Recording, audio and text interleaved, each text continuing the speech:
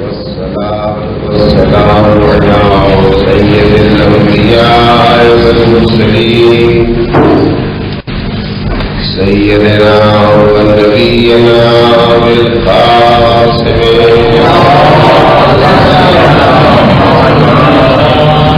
وآله الطيبين الطاهرين المعصومين والنعمة الدائمة على قاتلهم وغاصب حقوقهم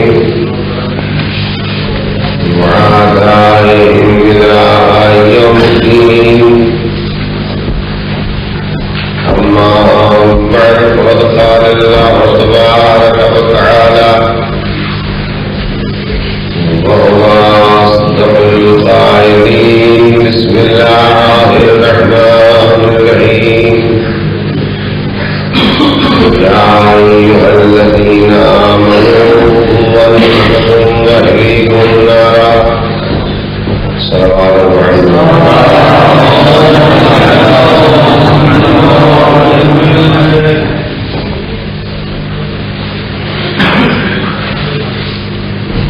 میں نے میاں کے سامنے سورہ تحریم کی ایک آیت کریمہ کا ابتدائی فترہ پڑھا.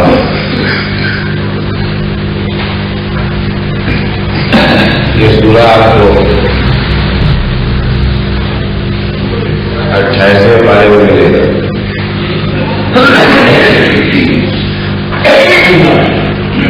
اور سورہ تحریم کی 6ٹھی آیت ہے جس کے ابتدائی فترے کے میں نے آپ کے سامنے تلاوت کی.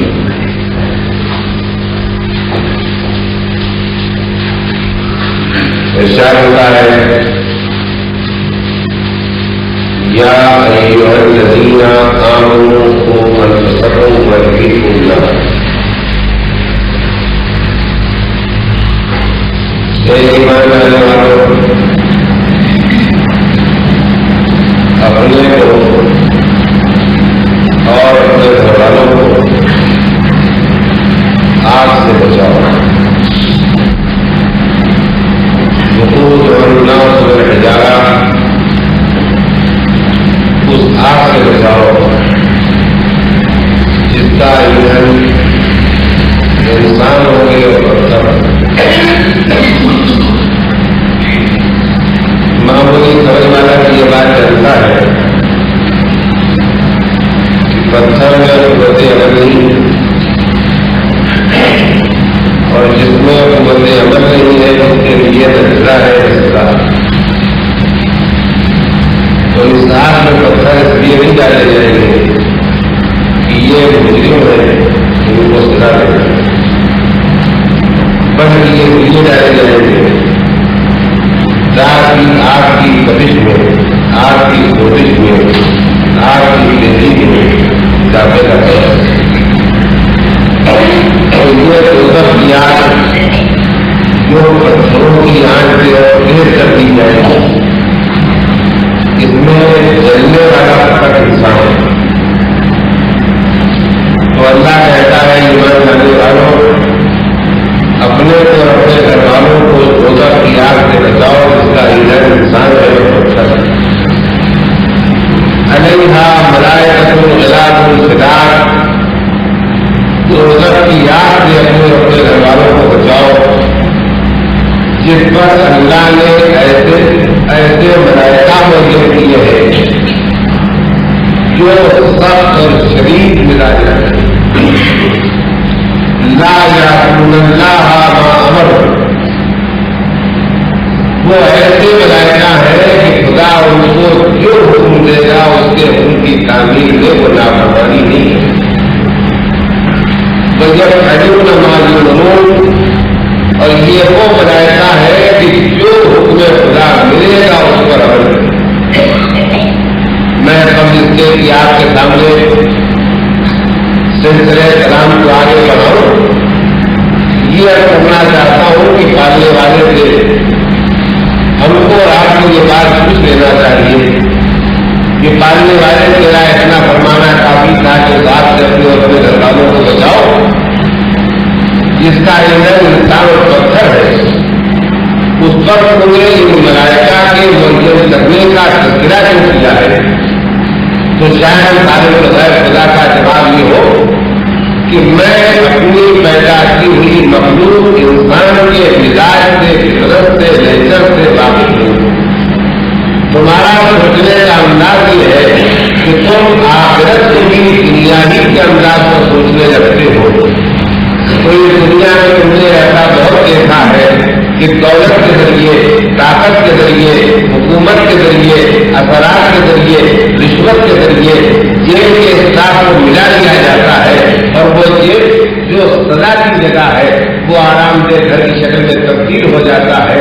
لیکن ہم تمہیں یہ بتانا چاہتے ہیں کہ وہ دنیا کی حکومتیں ہیں جہاں جیل کا اسٹاف ان سے مل سکتا ہے اور حکومت کے احکام کی خلاف ورزی کر سکتا ہے، لیکن ہم تمہیں آواز دے رہے ہیں کہ اپنے اور اپنے گھر والوں کو اس دوزخ کی آگ سے بچاؤ جس پر ہم نے ایسا اسٹاف رکھا ہے، ایسے ملائکہ رکھے ہیں جو رحم دل نہیں ہے، جو نرم دل نہیں ہے، جو سخت مزاج ہے، جو شدید مزاج رکھتے ہیں، وہ ہرگز خدا کی نافرمانی نہیں کریں گے، جو اس پر خدا ہوگا اس پر عمل کریں۔ اب میں آپ کی خدمت میں یہ گزارش کرنا چاہتا ہوں کہ ہم میں سے اور آپ کے ہر گھر میں قرآن مجید موجود ہے۔ ہم کو گھر جا کے قرآن مجید نکال کے 28ویں پارے کے سورہ تحریم کی اس 6 آیت کو خود بھی پڑھنا چاہیے۔ میں اس بات پر آپ کی توجہ اس لیے زیادہ حاصل کرنا چاہتا ہوں کہ میں یہ گزارش کرنا چاہتا ہوں کہ قرآن مجید کی اس آیت میں جو بات کہی گئی ہے وہ دنیا کے انسانوں سے نہیں کہی گئی ہے، وہ دنیا کے مسلمانوں سے نہیں کہی گئی ہے، وہ براہ راست ہم سے کہی گئی ہے، وہ براہ راست آپ سے کہی گئی ہے۔ اس لیے کہ اللہ یہ نہیں کہتا ہے میرے بندوں اپنے اور اپنے گھر والوں کو، اپنے اور اپنے گھر والوں کو دوزخ کی آگ سے بچاؤ، وہ یہ نہیں کہتا ہے کلمہ پڑھنے والے مسلمانوں میں تم سے یہ کہہ رہا ہوں کہ اپنے کو اور اپنے گھر والوں کو دوزخ کی آگ سے بچاؤ، بلکہ وہ بندوں کا خطاب نہیں، بندوں سے خطاب نہیں کرتا ہے، وہ مسلمانوں سے خطاب نہیں کرتا ہے، بلکہ وہ کہتا ہے یا ایھا الذین آمنوا قوا انفسکم واہلیکم نارا، اے ایمان لانے والوں تم سے یہ کہہ رہا ہوں کہ تم اپنے اور اپنے گھر والوں کو دوزخ کی آگ سے بچاؤ۔ تو میں آپ کی خدمت میں اس وقت اس تفصیل میں نہیں جاؤں گا، لیکن اتنی بات کہنا چاہتا ہوں کہ ہم اور آپ اس عقیدے میں بالکل متفق ہے کہ بندے اللہ کے سب ہیں، جتنے کلمہ پڑھنے والے ہیں وہ مسلمان ہیں، لیکن مومن وہی ہے جو اتنا غریب ہوتا ہے، مومن وہی ہے جو شیعہ اتنا غریب ہوتا ہے، مومن وہی ہے کہ سارے عقیدے درست ہوتے ہیں، مومن وہی ہے کہ بما جاء به نبی جو کچھ لے کے آئے ہیں ان کی ایک بات پر ایمان رکھتا ہے۔ تو جو مومن ہوتا ہے خدا اس سے کہہ رہا ہے اپنے کو بچاؤ، اپنے گھر والوں کو بچاؤ، اس دوزخ کی آگ سے بچاؤ جس کا ایندھن انسان ہوگے، جس کا ایندھن پتھر ہوگے، جس پر ہم نے ایسے ملائکہ کو منظم کیا ہے جو سخت و شدید مزاج کے مالک ہے، جو احکام خدا کی تعمیر کریں گے، نافرمانی نہیں کریں گے۔ تو اس کے معنی یہ ہے کہ یہ دوزخ کی آگ سے بچنے والا پیغام نہ انسانوں کو دیا جا رہا ہے، نہ مسلمانوں کو دیا جا رہا ہے، یہ تو صرف مومنین کو دیا جا رہا ہے۔ اگر ہم اپنے عقیدے میں اس بات کو سمجھ چکے ہیں دلائل کی روشنی میں کہ مومن فقط اتنا شریف کیا ہوتا ہے، تو یہ بات کسی اور سے نہیں کہی جا رہی ہے، یہ بات ہم سے کہی جا رہی ہے۔ میں آپ کی خدمت میں تذکرے کو یہاں تک لانے کے بعد دو بنیادی باتیں عرض کرنا چاہتا ہوں جن کا تعلق میرے ان سارے بیانات سے ہوگا، ان ساری گزارشوں سے ہوگا، ان ساری درمندانہ اپیلوں سے ہوگا جو اگلی تاریخوں میں اپنے بھائیوں کے سامنے، اپنے بچوں کے سامنے، اپنے بزرگوں کے سامنے، اپنی بیٹیوں کے سامنے، اپنی ماں اور بہنوں کے سامنے رکھنا چاہتا ہوں۔ وہ یہ کہ پہلی گزارش آپ اپنے ذہن میں یہ محفوظ رکھیں کہ ہم اور آپ مل جل کے ان راتوں میں جن تذکروں کو سننا چاہتے ہیں، جن تذکروں کو سنانا چاہتے ہیں، ان کا ہدف کیا ہے، ان کا نشانہ کیا ہے، ان 10 दिनों में हम क्या चीज हासिल करना चाहते हैं, जब तक ये बात हम तय नहीं करते हैं तब तक ये हमारी बरिश है, तब तक ये हमारी तकलीफें किसी मंजिल तक नहीं पहुंचेंगी। हम कहीं चलते हैं तो हम चलने से पहले ये तय करते हैं हमें कहाँ जाना है, हमें किस जगह पहुंचना है। तो अगर मंजिल तय किए बगैर, मकसद तय किए कोई काम नहीं किया जा सकता है, तो हमारा और आपका ये भी फरीदा होता है कि इन 10 दिनों में हम क्या हासिल करना चाहते हैं उसको भी तय करें। मैं आपके सामने इस बात से इकरार करने में किसी किस्म की कोई झिझक महसूस नहीं करता हूँ कि हमारे सामने मसाइल है और बेशुमार मसाइल है। इनफरादी जिंदगी से मुतालिक मसाइल भी है, इज्तिमाई जिंदगी से मुतालिक मसाइल भी है, मुआशियात के मसाइल भी है, इक़्तिसादियात के मसाइल भी है, मुआशरत के मसाइल भी है, इबादत के मसाइल भी है, मामलात के मसाइल भी है। लेकिन क्या इन 10 दिनों में एक घंटे की तकरीरें सुनने और सुनाने में जिंदगी के सारे मसाइल हल किए जा सकते हैं? नहीं मुमकिन है ऐसा। अगर नहीं मुमकिन है ऐसा तो फिर हमारे लिए किसी इस मजमे में मसाइल के मजमे में से किसी एक चीज को मुंतखब कर लेना चाहिए जिसे कम से कम हम इन 10 रातों में हासिल कर सके। मैंने अपने ख्याल में जो चीज तय की है उसे आपके सामने अर्ज करता हूँ, लेकिन अगर आप उसमें किसी किस्म की तरमीम चाहेंगे तो मुझे उस तरमीम के कबूल करने में कोई इनकार नहीं होगा। अज़ीज़ान गिरामी, मैं इन 10 रातों में आपकी मदद से मिलकर एक मकसद हासिल करना चाहता हूँ। वो ये कि बिल्कुल सही सूरत हाल हमारी ये है कि हम खुदा पर यकीन रखते हैं, खुदा पर फेथ रखते हैं, एतमाद रखते हैं। कोई शक नहीं है इस बात में कि हम खुदा को मानते हैं। इस मानने में न शक है, न इस मानने में शुबा है, न इस मानने में निफाक है। हम ये भी इकरार करेंगे कि बेशक हुजूर सरवरे कायनात जनाब मुहम्मद मुस्तफा सल्लल्लाहु अलैहि वसल्लम तो हम नबी, आखिरी नबी, खातमुन नबीय्यीन, मुरसले आखिर पूरी सच्चाई के साथ, पूरी दयानत के साथ, पूरी दिल की गहराई के यकीन के साथ मानते हैं। हमको ये भी इकरार और ऐलान है कि हम हुजूर सरवरे कायनात के बाद मौलाए कायनात अमीरुल मोमिनीन अली इब्न अबी तालिब अलैहिस्सलाम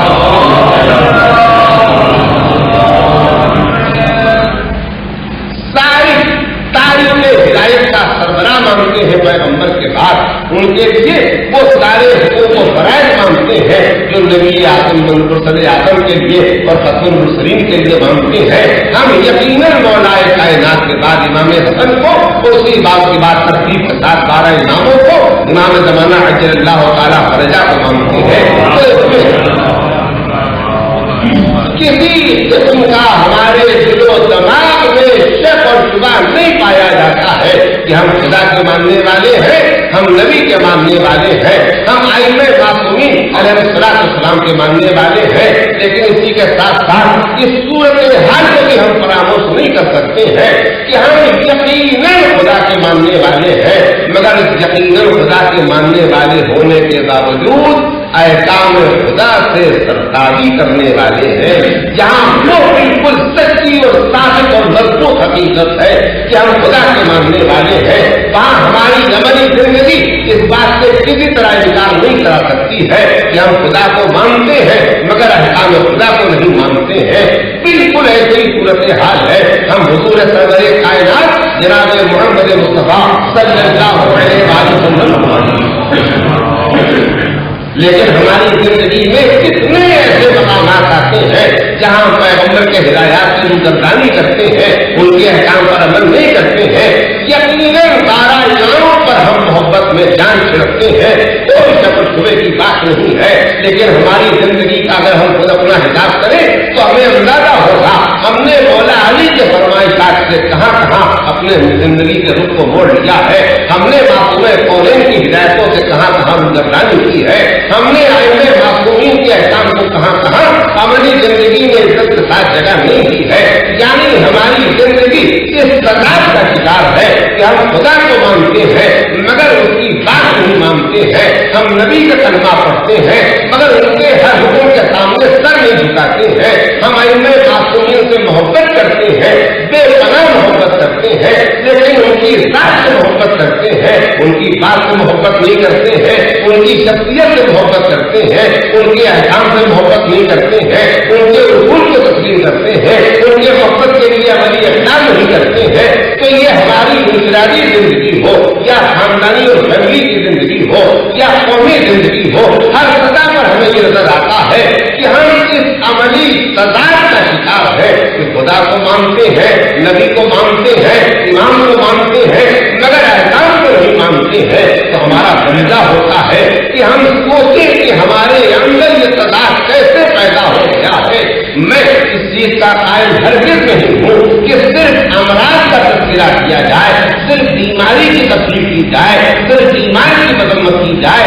نہیں, دنیا میں کسی بیمار کے ساتھ یہ محبت نہیں ہے کہ یہ بتایا جائے تو بہت بیمار ہو. نہیں, اگر بیمار کو یہ بتانا ہے کہ بہت بیمار ہے تو اسی کے ساتھ ساتھ ان اسباب کو ڈھونڈنا ہے جن کی وجہ سے بیماری پیدا ہوئی ہے, اور ان دواؤں اور پرہیز اور علاجوں کی تلاش کرنا ہے جن کے ذریعے بیمار اچھا ہو سکتا ہے. منفی کی تقریریں نہ سماج کو فائدہ پہنچاتی ہیں, نہ افراد کو فائدہ پہنچاتی ہیں, نہ معاشرے کو فائدہ پہنچاتی ہیں. مثبت انداز کی تقریریں ہوتی ہیں جو انسان کو سوچنے کا موقع دیتی ہیں, جو انسان کو اپنا حساب کرنے کا موقع دیتی ہیں, جو انسان کو اپنے اندر انقلاب پیدا کرنے کے ارادے کو پیدا کرنے کی توفیق دیتی ہے. تو میں آپ کی خدمت میں گزارش کرنا چاہتا ہوں کہ میں نے ان 10 دنوں کے لیے اسی تذکرے کو منتخب کرنا چاہا ہے کہ ایک ایک کر کے ہم اس بات کا جائزہ لیں کہ ہم خدا اور نبی اور امام کو مان کے ان کے احکام کیوں نہیں مان رہے ہیں.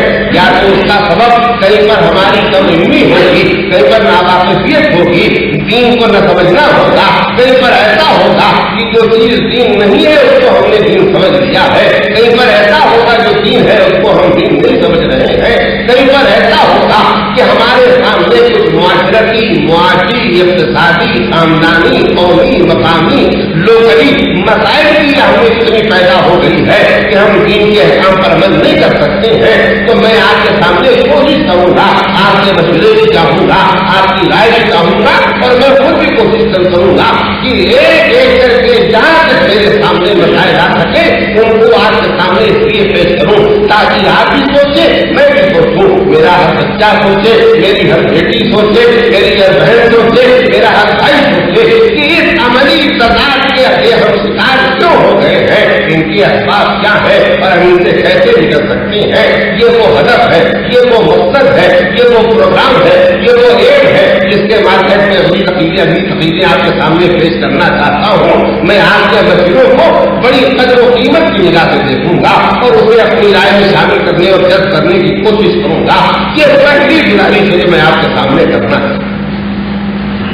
دوسری گزارش جو کسی طرح اس گزارش سے کم اہمیت کی حامل نہیں وہ یہ ہے کہ مقصد کا معین کرنا ناکافی ہوتا ہے جب تک مقصد کے مطابق طریقہ کار اور راستے کو نہ کیا.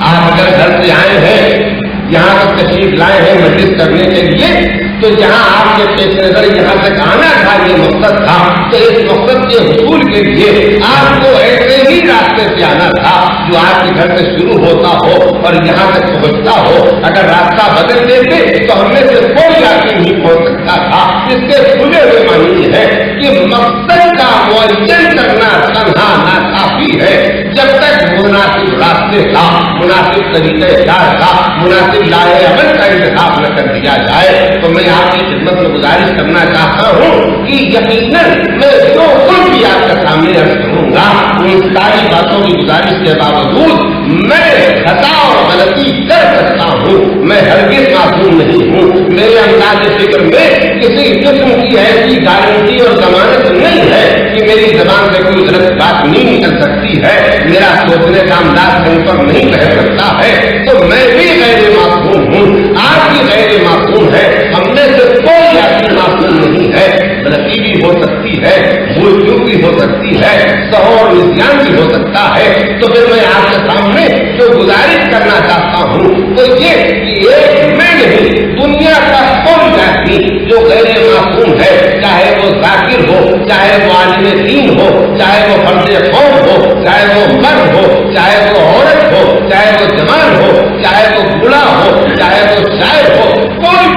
وہ کوئی بات کہتا ہے تو ہم کو اس کی بات پر تبصرہ کرنے سے پہلے، اس کی بات کی حمایت یا مخالفت کرنے سے پہلے، اس کی بات کے سننے اور ماننے اور نہ ماننے کا فیصلہ کرنے سے پہلے ایک معیار اپنے ہاتھ میں رکھنا ہوگا کہ کہنے نے جو بات کہی ہے وہ قرآن مجید کے بیان کے مطابق ہے یا نہیں ہے۔ اگر قرآن مجید کے بیان کے مطابق نہیں ہے تو کہنے والے کی شخصیت کتنی ہی عظیم کیوں نہ ہو، کہنے والے کی وجاہت کتنی ہی زیادہ کیوں نہ ہو، کہنے والا دنیا میں کتنی عظیم شخصیت یا مالک کیوں نہ ہو، لیکن ہم کو اس کی بات کی کوئی قدر و قیمت محسوس نہیں کرنا ہے اگر وہ قرآن مجید کے بیان کے خلاف ہے۔ لیکن کوئی بات بھی چھوٹے سے چھوٹا آدمی کہے لیکن اگر وہ قرآن مجید کے مطابق ہے تو ہمیں مان لینا چاہیے۔ تو میں دستہ یہ گزارش کرنا چاہتا ہوں کہ کوئی ذاکر کیا کہتا ہے، کوئی مقرر کیا کہتا ہے، کوئی عالم کیا کہتا ہے، کوئی شاعر کیا کہتا ہے، کوئی پڑھا لکھا آدمی کیا کہتا ہے، سننے والوں میں کوئی کیا کہتا ہے، ہر بات کو ہم کو اس بات پر پرکھنا ہے کہ یہ بات جو کہی گئی ہے یہ قرآن کے مطابق ہے یا نہیں مطابق ہے۔ اگر قرآن کے مطابق ہے تو ہمارا فریضہ ہے کہ ہم اس کو مان لیں، پوری سچائی کے ساتھ مان لیں، پوری مکمل تعمیر کے جذبے کے ساتھ مان لیں۔ اور اگر وہ قرآن مجید کے مخالف ہے تو کہنے والا چاہے کتنی ہی شخصیت و وجاہت کا مالک تو نہ ہو، اس کی اس بات پر رد کر دینا ہمارا فریضہ ہے۔ آپ جانتے ہیں، اس سے بہتر جانتے ہیں، بارہا آپ نے سنا اور پڑھا ہے، لیکن حضور سرور کائنات جناب محمد مصطفیٰ صلی اللہ علیہ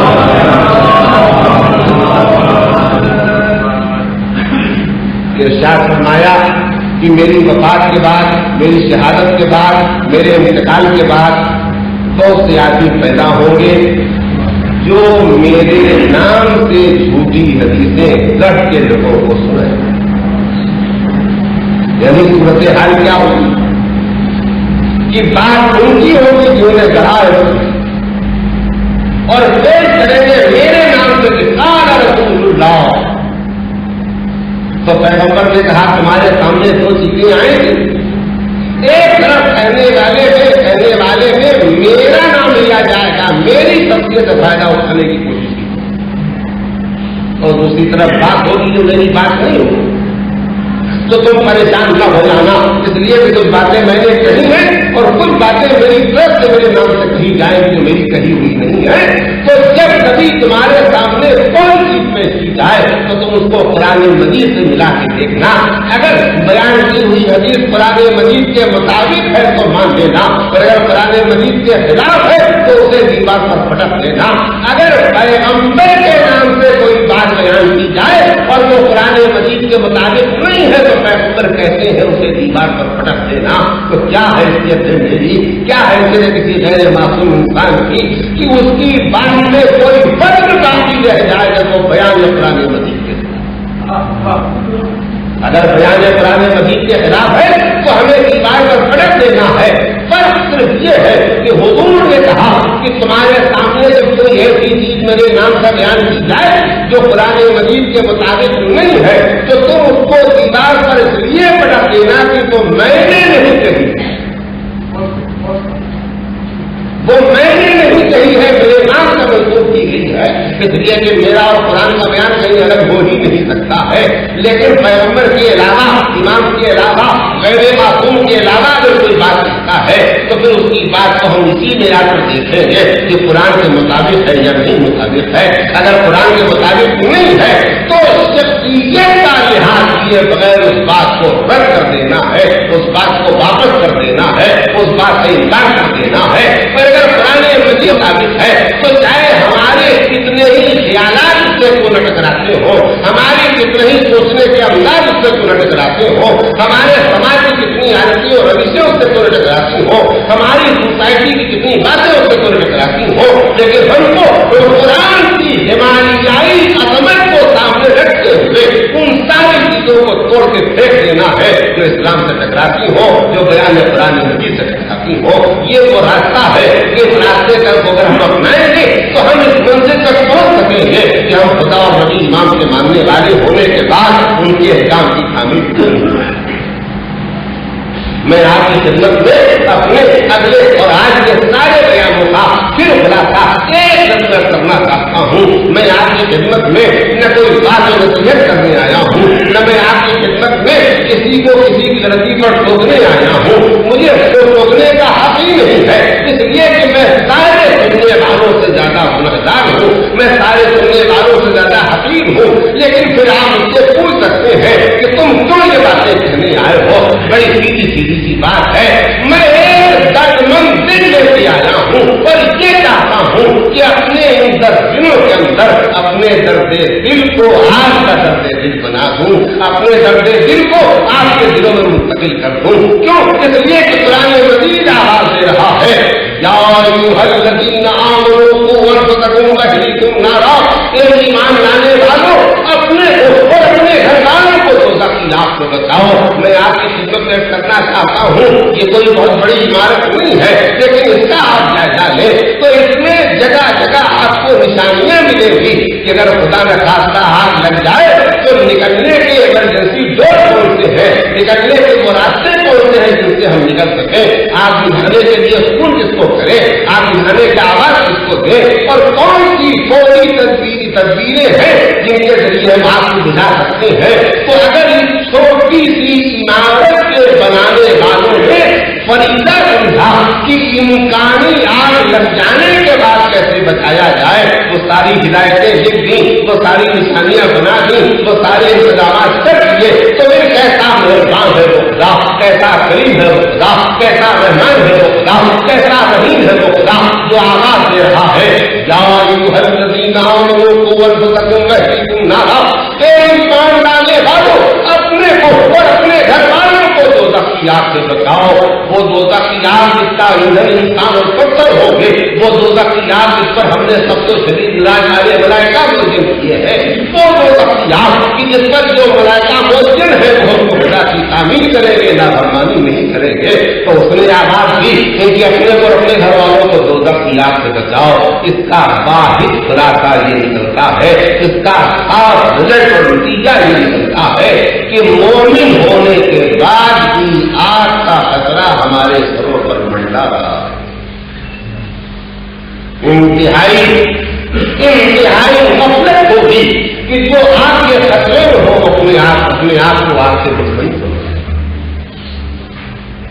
अगर इस दुनिया में उससे ज्यादा गाफिल कोई नहीं है, उससे ज्यादा नासमझ कोई नहीं है, उससे ज्यादा काबिल तनकीद और काबिल मजम्मत कोई नहीं है, जो आग से घिरा हो अपने को मुतमईन समझ रहा हो, तो जब कुरान मजीद आवाज दे रहा है ईमान लाने वालों अपने को अपने घर वालों को दोज़ख की आग से बचाओ, तो अगर हमने अपने को आग से महफूज समझ लिया है, मुतमईन समझ लिया है, तो वो सारे अल्फाज पलट के हमारे पास आएंगे क्योंकि हमने उसके लिए कहे थे जो मुतमईन हो जाए जबकि बात के दरमियान।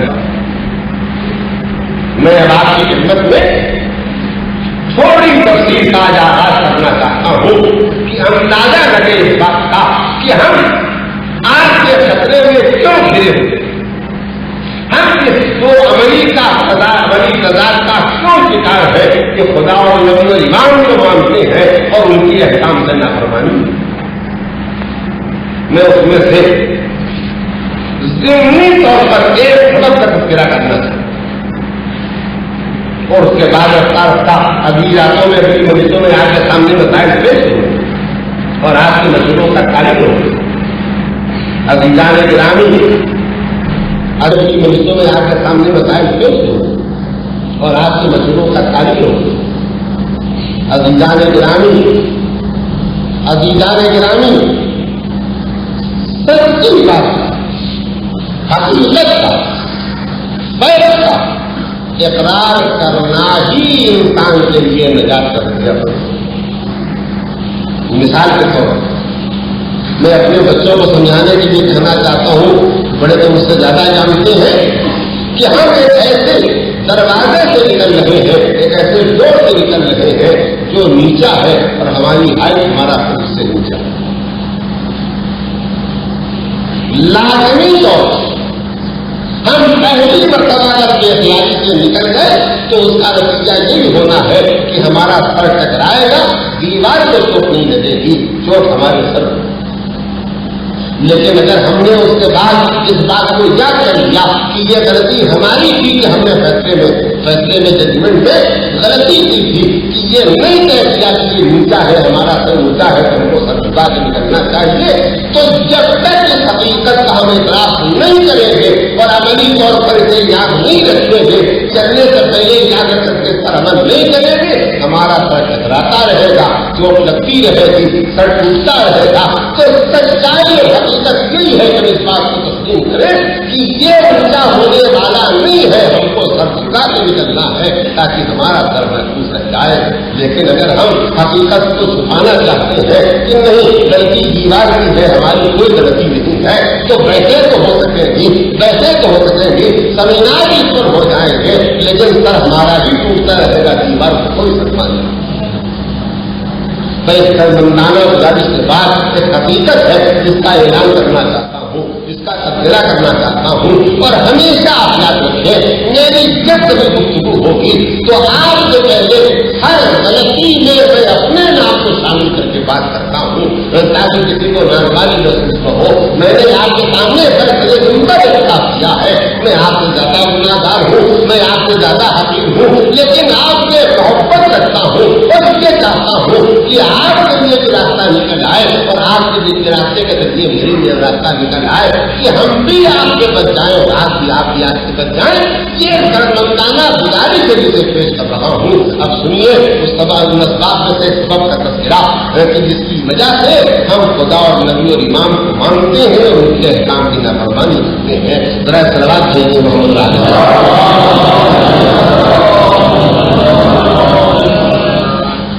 بسط ادب اگر کسی کے دل کو ٹھیس پہنچ جائے تو پیشگی معذرت اور معافی مانگتے ہوئے گزارش کرنا چاہتا ہوں کہ ہم خدا کو مانگتے ہیں، نبی کو مانگتے ہیں، ائمہ معصومین کو مانگتے ہیں، قرآن کو مانگتے ہیں، اسلام کو مانگتے ہیں، مگر اس کی باتوں پر عمل نہیں کرتے ہیں، اس کے احکام پر عمل نہیں کرتے ہیں۔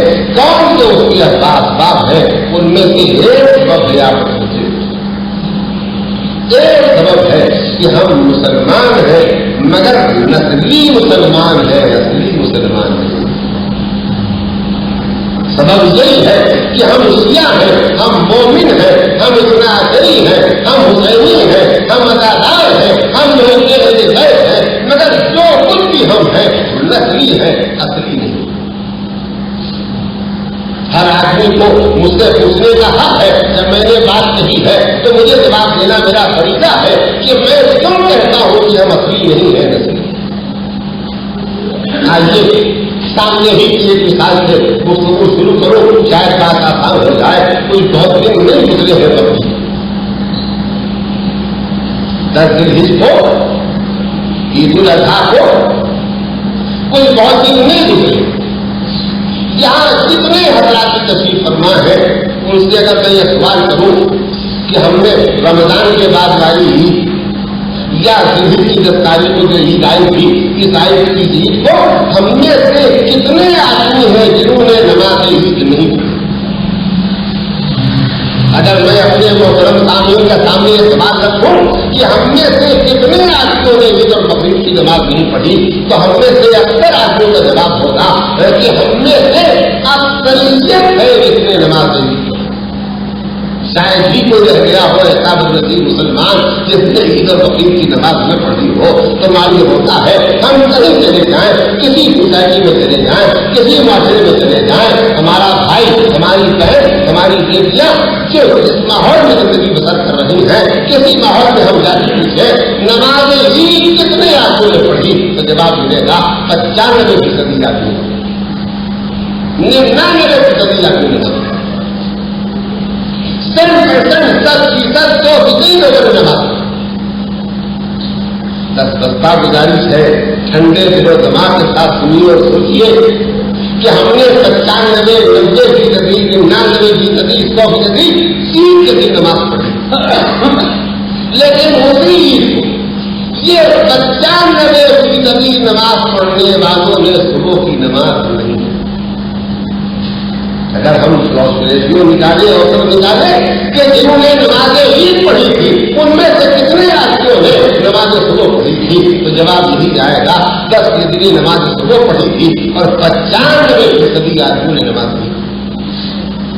मैंने सवाल की तरह और आगे बढ़ा दिया कि नमाज दोपहर कितने आदमी ने पढ़ी, क्या जितनी ने सुबह पढ़ी थी उतने सो रहे। मगरिब का कितना मजमा रहा, क्या जितना कल के मगरिब में मजमा था उसमें याद की मगरिब में मजमा रहा, वो तो ईद का वक्त है गुजर गया। तो मैं कहने का हक रखता हूँ कि अगर हमने ईद के दिन, बकरीद के दिन नमाज पढ़ी अल्लाह के लिए, तो अल्लाह तो उसी दिन सुबह को भी था, उसी दिन जोहर को भी था, उसी दिन मगरिब को भी था, ईद से पहले भी था, ईद के बाद भी था। तो अगर हम अल्लाह के लिए नमाज पढ़ रहे थे तो हमको रोज पढ़ना चाहिए थी, हर नमाज पढ़ना चाहिए थी। लेकिन हमने ईद और बकरीद के दिन नमाज पढ़ी और उसी दिन जोहर की और मगरिब की नहीं पढ़ी, तो इसलिए कि जो असली मुसलमान होगा वो खुदा के लिए सुबह भी पढ़ेगा, पढ़ेगा, मगरिब भी पढ़ेगा, रोज पढ़ेगा, साल पढ़ेगा, हर महीने पढ़ेगा। लेकिन हमारी नस्ल में सारी नमाजें नहीं पढ़ी जाती है, हमारी नस्ल में तो नमाजें ही पढ़ी जाती है। तो जो नस्ली नमाजी को हमने पढ़ दी, जो असली नमाजी हमने, मैंने एक नमूना आपके सामने रख दिया है। इस एक नमूने के बाद आप एक में 1 लाख और 1 करोड़ निकाले अपनी जिंदगी में से हम आप तलाश कर सकते हैं तो इस बात का सबूत बनेगी कि हम नस्ली मुसलमान हैं, असली मुसलमान नहीं है। यानी मैं अपने जुमले की तस्रीह करना चाहता हूँ, हमारे पास उतना ही इस्लाम है जितना इस्लाम हमको माँ बाप से मिला है, जितना इस्लाम हमको खानदान से मिला है, जितना इस्लाम हमको अपनी नस्ल से मिला है। वो इस्लाम हमारे पास नहीं है जो खुदा ने भेजा था, वो इस्लाम हमारे पास नहीं है जिसे नबी अरबी लेकर के आए थे, वो इस्लाम हमारे पास नहीं है जिसके लिए अपने सरदे से अली ने उसे बताया था, वो इस्लाम हमारे पास नहीं है जिसके लिए फातिमा का पहलू तकलीफ हुआ था, वो इस्लाम हमारे पास नहीं है जिसके लिए हसन के जिगर के टुकड़े हुए थे, वो इस्लाम हमारे पास नहीं है जिसके लिए अपने दिल के टुकड़ों को हुसैन ने करबला के मैदान में कुर्बान किया था, वो इस्लाम हमारे पास नहीं है जिसके लिए नस्ल इमामत खानों में जिंदगी बसर करती रही है, वो इस्लाम हमारे पास नहीं है जिसकी इबादत के लिए आज भी वारिस इमाम, वारिस नबी, वारिस फातिमा पर्दे रहमत में मौजूद है। हम तो सिर्फ उतना इस्लाम जानते हैं जो हमारे बुजुर्गों से, हमारे वालिदैन से, हमारे खानदान से उनको मिला है। तो अगर हमारे पास उतना ही इस्लाम है जितना बुजुर्गों से मिला है तो हम नस्ली मुसलमान हैं। और अगर हमारे पास वो इस्लाम है जो खुदा ने भेजा था, जिसे नबी ने पेश किया था, जिसे आइए मासूम ने बताया है, तो हम नस्ली मुसलमान। मैं अपनी बात को और ज्यादा वजाहत करके लिए एक जुमला और करना चाहता हूँ। शाह के जमाने का जो रहा उस वक्त वहाँ शिया ही पाए जाते थे, इस्नादर ही पाए जाते थे, मुसलमान ही पाए जाते थे, अदादार ही पाए जाते थे, कोई दूसरा नहीं पाया जाता था। लेकिन इस्लामी इनकलाब के बाद आज जो ईरान में पाए जाते हैं वही लोग हैं। फर्क इतना है कि शाह के जमाने में जो शिया और वहीं के बैतुल मुसलमान और मोमिन पाए जाते थे ये नस्ली थे, और इस्लामी इनकलाब के बाद में पाए जा रहे हैं नस्ली वो थे जो हर जुल्म पर खामोश रह सकते थे, नस्ली वो थे जो हर जुल्म में हिस्सा ले सकते थे। उनको तो ये देखना था कि तनख्वाह के साथ पर मिलने वाली है। असली वो है जो ये देखता है कि जान चली जाए तो चली जाए मगर नाफरमानी परवरदिगार आलम न हो। मैं आपकी खिदमत में इसी मसले पर मजीद तवज्जो हासिल करते हुए बतौर तमसीलो मिसाल बात करना चाहता हूँ। उसी बकरीद के दिन हम तो लखनऊ के रहने वाले हैं और लखनऊ वो लखनऊ जिसके लिए बड़ी शिद्दत के साथ मशहूर है कि वो मरकज रहा है हमारे मजहब का। जब मैंने उस लखनऊ को देखा तो मुझे ये महसूस हुआ कि ये नस्ली मजहब का मरकज रहा है, असली मजहब का मरकज नहीं रहा। एक नौजवान देखे उसके हाथ में 10 रुपये का नोट देखे, एक पाउंड में। अभी आप मुझे कम जानते हैं, जान जाएंगे। मैं इजारा चलाता हूं तंजीम में, आज उसका 10 लाख का खर्च, तो उसके हाथ में जब हमने एक नोट देखा हम उसके करीब थे, इसलिए उसके हाथ में नोट का हमारे दिल में तस्वीर थी। ہم نے کہا آپ کس طرح میں کہیں گے؟ اس نے کہا آپ کو میری صاحب معلوم ہے ہمارے ابا کا پاس انتقال ہو گیا. ہم نے کہا سمجھا. کہا ہماری بیگا ماں دن بھر مشین چلا کے کام کر کے فیملی کا خرچ چلاتی. ہم نے کہا یہ بھی بات کہا انہوں نے زیادہ محنت کر کے خرچ کم کر کے تکلیف اٹھا کے انہوں نے بتایا. ہم نے کہا یہ بھی بات. ہم تو یہ پوچھنے آئے ہیں کہ آج بقرعید کے دن تم نوٹ لے کے کیوں نہیں دیتے؟ تو اس نوجوان نے کہا کہ اماں نے کہا ہے کہ تمہارے باپ کے زمانے میں کبھی ایسی بقرعید نہیں ہوئی کہ ہم نے قربانی میں حصہ نہ دیا ہو. کبھی حالات ہمارے اچھے تھے تو پورے جانور کی قربانی ہمارے دروازے پر ہوتی تھی. ایک بکرا ہم قربان کرتے تھے. لیکن جب سے حالات خراب ہو گئے ہیں تو کم سے کم قربانی میں حصہ نہیں دیتے ہیں. تو جاؤ جہاں کہیں قربانی نہ ہوئی ہو اگر وہاں تم کو یہ حصہ مل جائے تو یہ نوٹ دے دینا تاکہ جو قربانی ہمارے خاندان میں ہوتی آئی ہے تمہارے مرحوم باپ کے مر جانے کے بعد بھی بند ہو. ہم اس بچے اور نوجوان کی اور قریب ہو گئے اور ہم نے کہا کہ تمہارے گھر میں خاندان میں ہمیشہ قربانی ہوتی جائے. میں نے بچپنے سے دیکھا قربانی ہوتی جائے اور اللہ کا شکر ہے کہ ابھی تک کوئی وقت ایسی نہیں ہوئی ہے کہ ہم نے قربانی میں شرکت نہیں. ہم نے کہا تمہارے خاندان میں تمہارے گھر میں کبھی خمس بھی نکلتا. تو اس نوجوان نے ہمیں اس نظر سے دیکھا جیسے ہم کسی دوسرے مذہب کی بات کر رہے تھے. اس نے پوچھا یہ خمس کیا ہوگا؟ ہم نے کہا خمس یہ ہوتا ہے کہ جس دن آدمی پیدا ہوتا ہے اس کی عمر کا کام شروع ہو جاتا ہے اور جس دن اللہ براہ راست کسی انسان کو روزی دیتا ہے وہ روزی کمانے لگتا ہے اس دن سے اس کا مالی سال شروع پیدا ہے جن سے عمر کا سال شروع اور روزی پانے کے دن سے مالی فنانشیل تو جب میرے پیدائش کی دن سے پہلا والا دن آئے گا تو میری عمر کا ایک سال پورا ہو جائے گا. ویسی روزی پانے والا اس کا مالی سال دن سے شروع ہو جاتا ہے جس دن سے روزی پاتا ہے. جب سال کا آخری دن آئے گا تو اس کے سال کا آخری دن ہوگا. سال کے آخری دن جو طے دن ہے کیا جو ایسا سامان ہے جس کے استعمال کرنے سے اس کی کوانٹٹی گھٹ جاتی ہے. کوالٹی جن چیزوں کی کوالٹی استعمال کرنے سے گھٹتی ہے ان پر خمس واجب نہیں ہوتا ہے. جن چیزوں کے استعمال کرنے سے ان کی کوانٹٹی گھٹ جاتی ہے ان پر خمس واجب ہوتا ہے. ایک پمفلیٹ موجود ہے آپ جا کے بھی لے جا سکتے ہیں پڑھ سکتے ہیں مسائل کا اندازہ ہو جائے. تو ہم نے کہا سال کے آخر دن جو بچے اس بچت کا 5واں حصہ نکالنا خمس ہے اور خمس نکال کے جو بچے اسے نوٹ کر کے رکھو. اگلے سال پھر جب حساب کرو تو اس سال کی بچی ہوئی رقم سے جتنا بڑھے گا اس کا خمس دینا. کمل صاحب یہ خمس کیا واجب؟ ہم نے کہا ایسا واجب ہے کہ قرآن مجید کے 10ویں پارے کی پہلی آیت میں اس کا تذکرہ ہے اور ائمہ معصومین علیہ السلام نے اس آیت کی روشنی میں جس میں خدا نے کہا ہے جو بچے اس کا 5واں حصہ نکالو یہ خمس ہے.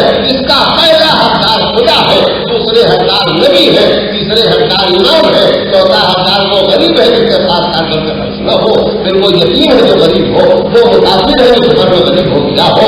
ان کے حقوق ہے اور ائمہ معصومین نے کہا ہے اگر تم خمس کی ایک پائی نہیں نکالتے ہو تو تم گیا ہم اہل بیت کا حق ہے جتنی معصومین نے حدیث میں ارشاد فرمایا کہ اگر کوئی آدمی خمس کی ایک پائی نہیں نکالتا ہے کھا جاتا ہے تو وہ ایک پیسہ نہیں کھا جاتا ہے, ایک حصہ نہیں کھا جاتا ہے. یہ آگ ہے جو اس کے پیٹ میں داخل ہو رہی ہے.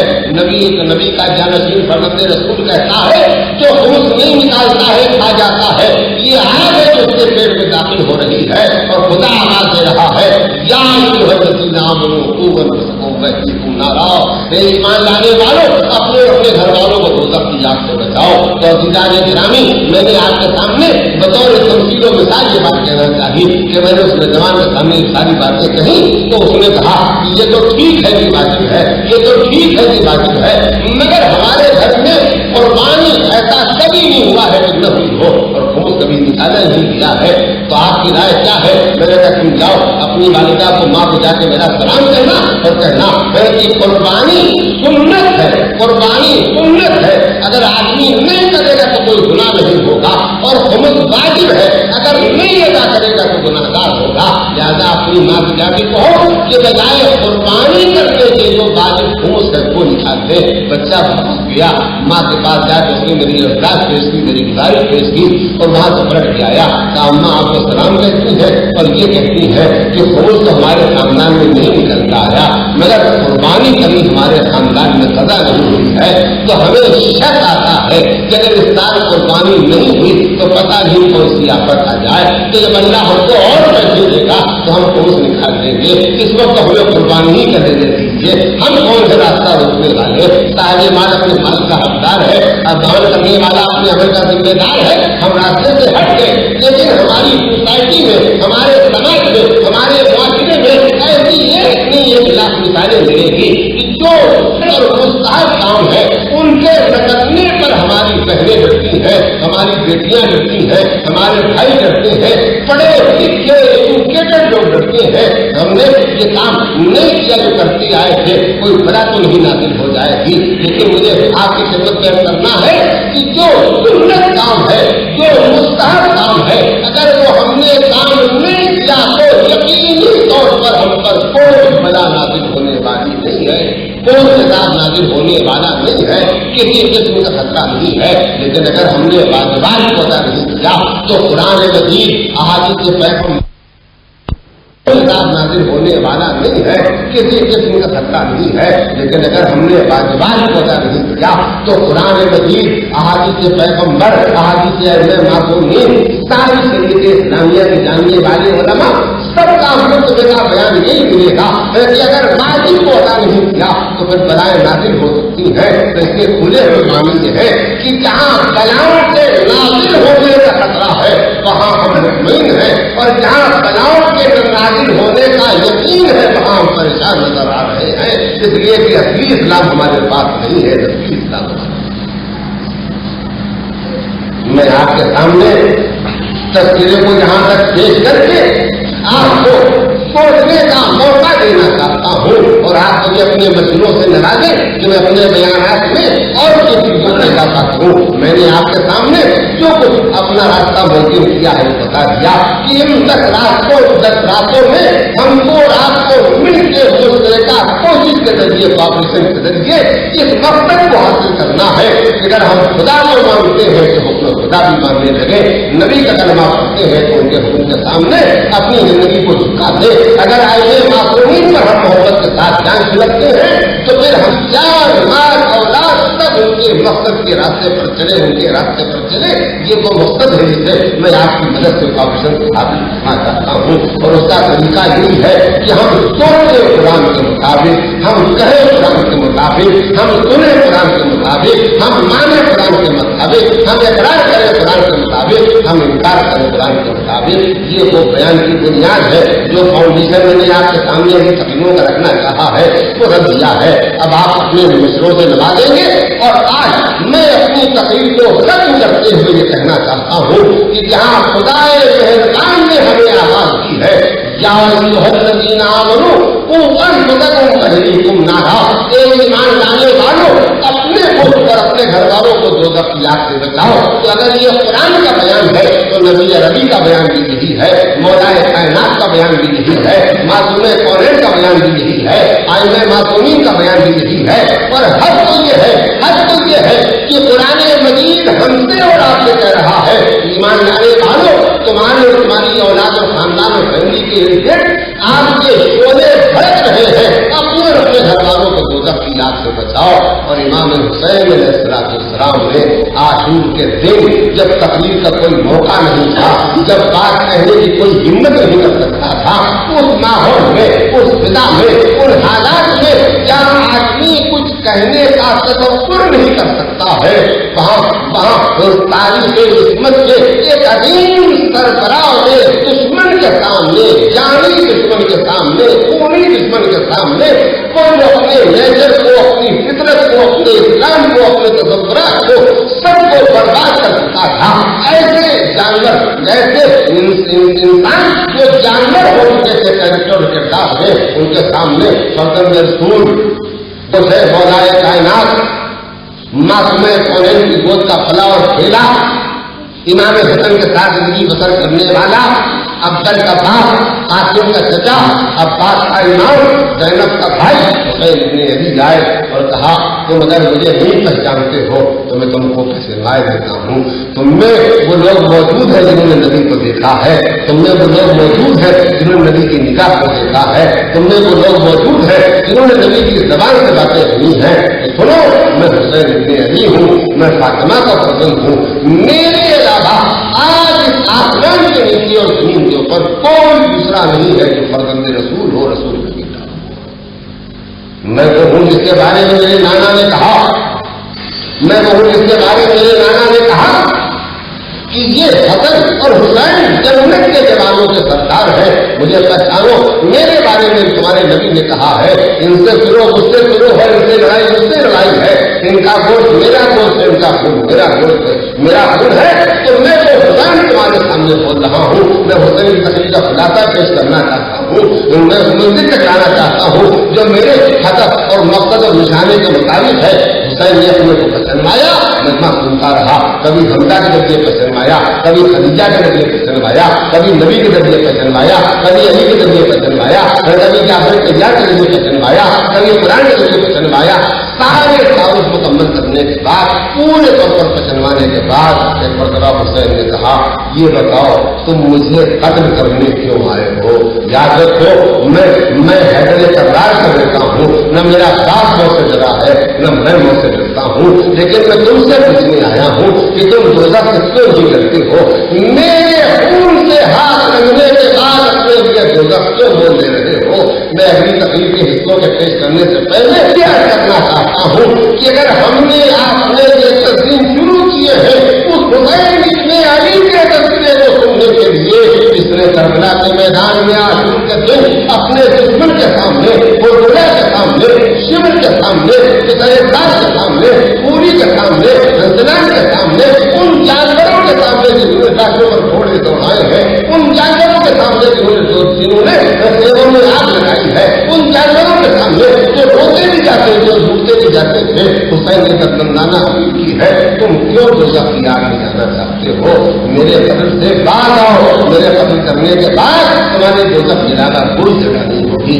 तो हुसैन की आवाज आज करबला के मैदान से, आशूर की सुबह से आज तक आ रही है कि मैं तो अपने दुश्मन को दोज़ख की आग से बचाना चाहता हूँ, मैं तो हुर्मला और पूरी के लिए कोशिश कर रहा हूँ, लेकिन ये सौदा कर ले तो मैं उनको दोज़ख की आग से बचा लूँ। तो सोचो, तुम मेरे हुसैनी हो, तुम मेरे मातमदार हो, तुम मेरे चाहने वाले हो, तुम मेरे अदाकार हो, तो तुम्हारे लिए मेरा दिल कितना रंजीदा होगा, तुम्हारे लिए मेरा दिल कितना गमगीन होगा कि मैं तुमको अगर खुदा न खास्ता उधर जाते देखूं जब दोज़ख की आग है। तो जरा सोचिए, अगर एक नासमझ बच्चा हाथ के करीब होने लगे तो माँ कितनी तरफ उठती है, बाप कितना बेचैन हो जाता है। मैं दोनों हाथों को जोड़ के अपने हर हुसैनी भाइयों बहन से पूछना चाहता हूँ, आज हुसैनी अदाकारों को जब निगाह हुसैन देख रही है, ये नमाजों को अदा करके, ये रोजों को न रख करके, ये ज़कात और खुमस को न निकाल के, ये खाने पीने में हलाल और हराम को छोड़ करके, ये कमाने में हलाल और हराम को छोड़ करके दोज़ख की आप तरफ जा रहे हैं, तो बाप क्या बेचैन होगा? औलाद के लिए इतना हुसैन बेचैन होंगे अपने अदाकारों के लिए। मेरे पास अब कुछ नहीं है, सवाल ये कि मैं इस तसव्वुर में डूब जाऊं और आगे के तसव्वुर में डूबने की दावत दूं। आंखें बंद कीजिए तो कानों में आवाज आ रही है, हुसैन कह रहे हैं, मेरे अदाकारों अपने को दोज़ख की आग से बचाओ। ज़ैनब कह रही है, मेरे अदाकारों अपने को दोज़ख की आग से बचाओ। और हद ये है कि हुसैन की हाथ पर नूना का बच्चा गले पर तीर खाने से पहले आवाज दे रहा है, देखो मेरी कुर्बानी फरामोश न करना, मैंने इंसानों को दोज़ख की आग से बचाने के लिए कुर्बानी की है। तो मैं आपके सामने इतना कह सकता हूँ कि अगर हम तसव्वुर में डूब जाए तो हर शहीद हमें आवाज दे रहा है, हर असीर हमें आवाज दे रहा है, हर कैदी हमें आवाज दे रहा है। उन गलों से आवाजें आ रही है जो खंजरों से काटे गए, उन गलों से आवाजें आ रही है जिन पर तीर मारे गए, उन गलों से आवाजें आ रही है जिनसे उनको तौब पहनाए गए, उन गलों से आवाजें आ रही है जो बाप पर रोना चाहते थे तो तालियाने मार के उनको चुप होने पर मजबूर कर दिया जाता था। बस अगर मेरी अपील में, मेरी दरमंदाना गुजारिश में कोई जंग नहीं है तो खुदा के वास्ते मोहम्मद हुसैन को था कि उस दरमंदाना आवाज से हमको तवज्जो करना चाहिए जो हर शहीद की आवाज आ रही है, जो हर तहजीब रसीद की आवाज आ रही है। बस मैंने आज के बयान को मुकम्मल कर दिया, आज की गुजारिशों को मुकम्मल कर दिया। कल मैं हज़्ज़ तौफीक आपकी खिदमत करूंगा। आज मुझे इतना कहना है कि हम आपकी रात यहाँ क्यों जमा हो गए हैं? इसलिए जमा हो गए हैं कि मुहर्रम का चांद निकला है, मुहर्रम का चांद निकला है। दो चार मिनट में आपकी ओर करता हूँ ताकि गमो मातमो जिक्र मसाइब का हक भी अदा हो जाए। आइए दो तीन छोटे छोटे तस्वुर है मैं आपकी खिदमत पेश करना चाहता हूँ। ये मुहर्रम का चांद निकलता आया है, ये मुहर्रम का चांद हर साल निकलता रहेगा। लेकिन मैं अगर आप होते हैं तो अपनी हर बेटी से, अपनी हर बहन से, अपने हर बच्चे से, अपने हर भाई से, अपने हर पुत्र से कहना चाहता हूँ कि कभी ये मुहर्रम का चांद निकला था जब सन 4 हिजरी की शाबान को हुसैन पैदा होते थे। तो सन 5 हिजरी का जब मुहर्रम का चांद निकला तो मेरा तस्वीर कहता है कि कभी बहुत दिन फातिमा ज़हरा ने हुसैन को देखा होगा और कभी आसमान पर निकले हुए चांद को देखा होगा। ये मेरे चांद, ये मेरे चांद, ये चांद वो है। इस चांद से निकलने के बाद सन 61 हिजरी में तू कहना जाएगा। अब मैं आपकी खिदमत में नहीं कर सकता हूँ कि जैसे जैसे हर साल मुहर्रम का चांद निकलता होगा किस निगाह से फातिमा अपने चांद को और आसमान पर निकलने वाले चांद देखती रही होगी। कभी अली ने तसव्वुर से देखा होगा, कभी हसन ने तसव्वुर से देखा होगा और कभी हुसैन ने तसव्वुर से देखा होगा। मैं तसव्वुरात को और तरह के करीब करना चाहता हूँ और उस मरहले पर ले आना चाहता हूँ, उस मरहले पर ले आना चाहता हूँ कि हुसैन मदीना छोड़ चुके हैं, काफिला मक्का छोड़ चुका है, काफिला सूबे के लिए रवाना हो चुका है, काफिले का रास्ता रोकने के लिए हम 1000 लश्कर लेके आ चुके हैं, काफिले का वो मोड़ा जा चुका है। अब हुसैन न कूफे जा रहे हैं, न मक्के जा रहे हैं, एक दरमियान के रास्ते पर जा रहे हैं और अभी करबला पहुंचने में 2 दिन बाकी है। ये चांद निकला, जब ये चांद निकला तो मेरा तसव्वुर मुझसे ये कहता है हुसैन ने चांद को देख के असर को देखा होगा, हुसैन ने चांद को देख के अकबर को देखा होगा, हुसैन ने चांद को देख के अब्बास को देखा होगा। और ये तसव्वुर नहीं है, ज़ैनब भी देख रही होगी, रबा भी देख रही होगी, शुहदा भी देख रहे होंगे। लेकिन 1 साल के बाद जब ये मुहर्रम का चांद निकला तो अगर आप वाक़यात की छानबीन करेंगे तो ये मुहर्रम का चांद शायद तभी निकला है जब ज़ैनब शाम के तहखाने में थी। बस यहाँ तसव्वुर है, इसको पेश करके मैं अपने तस्वीर को तमाम करना चाहता हूँ। जब करबला पहुंचने से पहले भी काम देखा गया था, जब रबाब ने देखा था मगर असर को गोद में लेके देखा था, रबाब ने देखा था मगर सकीना को पहले में बिठा कर देखा था, ज़ैनब ने देखा था मगर हुसैन का चेहरा देख के देखा था, हुसैन ने देखा था मगर अब्बास को बराबर खड़ा देख करके देखा था। लेकिन इन कैदियों ने जब जिंदा निशान में शाम देखा तो अपने अब्बास से, न कासिम से, न अकबर से, न हुसैन से, बस चांद देखने वालों में कौन था? चांद देखने वालों में एक बीमार था जिसने चांद देखते हुए फूफी की तरफ देखा हो। फूफी अम्मा ये वही चांद निकला है जो मेरे बाबा ने रास्ते में देखा था और शायद ज़ैनब ने बढ़ के कलेजे से अपने चांद को लगा लिया हो। ए मेरे बेटा, ए मेरे बेटे, अब उस चांद का तस्करा न करो। वो चांद निकल चुका जो मेरे भाई ने देखा था, वो चांद निकल चुका जो मेरे शहीदों ने देखा था।